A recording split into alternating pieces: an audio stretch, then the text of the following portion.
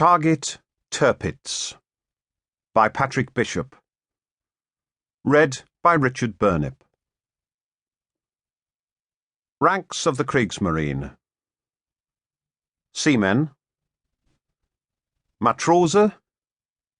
Ordinary seaman. Matrosengefreite. Able seaman. Matrosen-Obergefreite. Leading seaman. Matrosen-Hauptgefreite, senior leading seaman. Warrant officers. Bootsmann, boatswain. Oberbootsmann, chief boatswain. Stabsoberbootsmann, senior chief boatswain. Officers. Fähnrich zur See, midshipman. Oberfähnrich zur See, Sub-Lieutenant. Leutnant zur See, Lieutenant Junior. Oberleutnant zur See, Lieutenant Senior. Kapitänleutnant, Lieutenant Commander. Korvettenkapitän, Commander. Fregattenkapitän, Captain Junior. Kapitän zur See, Captain Senior. Konteradmiral, Rear Admiral. Vice-Admiral, Vice Admiral. Generaladmiral, no equivalent. Großadmiral, Admiral of the Fleet. Prologue. The shortest memorandum in Winston Churchill's vast wartime output of queries, instructions, and exhortations is 3 words long. On Monday, the 14th of December, 1942, he wrote to the First Sea Lord, Sir Dudley Pound, demanding, "Where is Tirpitz?" The reply was reassuring. She was stuck safely in a Norwegian fjord near Trondheim, undergoing repairs.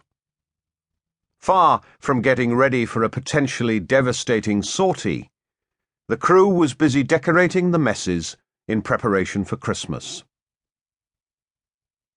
The terse tone of the memo reveals a tremor of alarm. Churchill's manner, both real and contrived, radiated unflappability, even in the face of towering danger. Yet, throughout her life, this one battleship, the last of Hitler's fleet, could disturb his calm, nagging at his thoughts when it might be imagined he had bigger concerns to worry about. His wish to see it sunk, or at least disabled, bordered on the obsessive. The archives contain a stream of calls for action addressed to admirals and air marshals.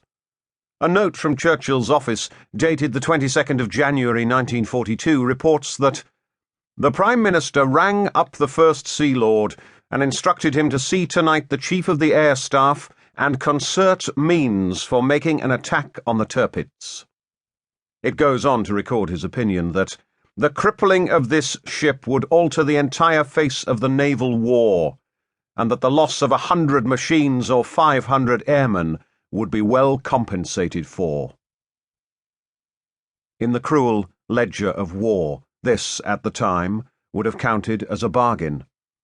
The destruction of no other enemy asset would absorb so many resources and so much time and energy.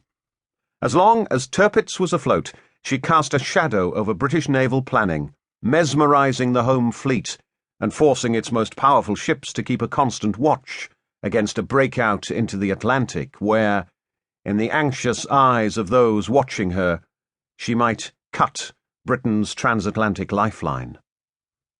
Fear of her destructive power inspired a heroic feat of arms, the blowing up of the Saint-Nazaire dock in March 1942, thus depriving the battleship of a haven should it ever make it into the Atlantic. It also triggered the shaming decision a few months later to abandon convoy PQ-17 to its fate, when it was thought that Tirpitz was at sea. The effort to deal with her was unrelenting. Between October 1940